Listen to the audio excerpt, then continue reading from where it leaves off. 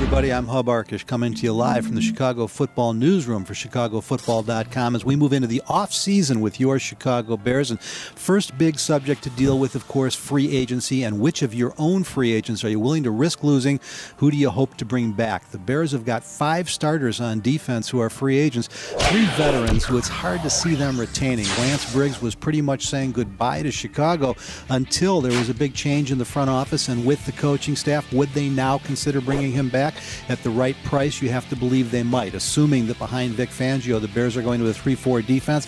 Briggs could very well play either inside or outside, but most likely inside.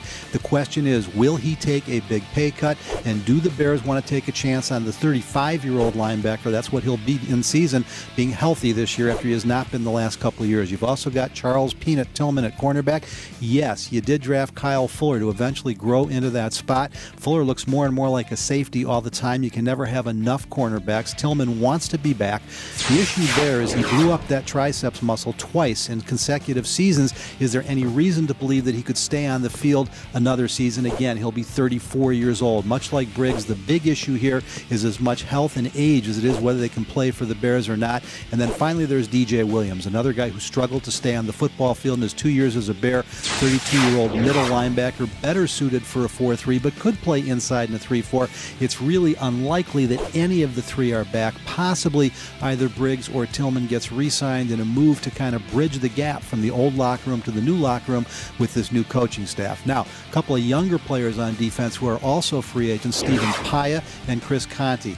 I'm hard-pressed to see Conti coming back. He just hasn't done enough on the field in spite of his great athletic ability.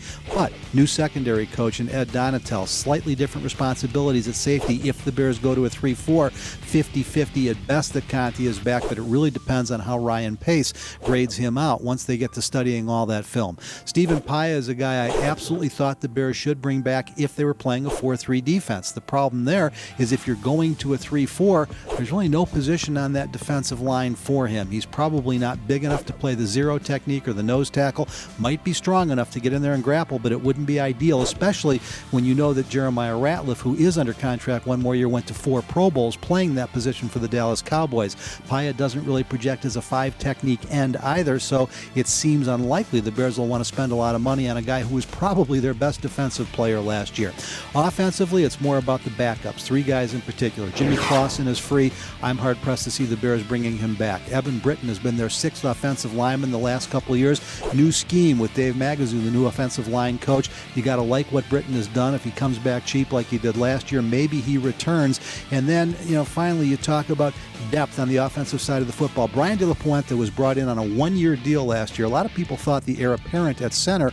Roberto Garza played very well. Garza has been re-signed for 1 more year. De La Puente played well early, struggled late, and got hurt. I think the Bears will take a look at bringing him back at the right price, possibly to be the heir apparent to Garza, but that is no longer a sure thing after the way 2014 ended.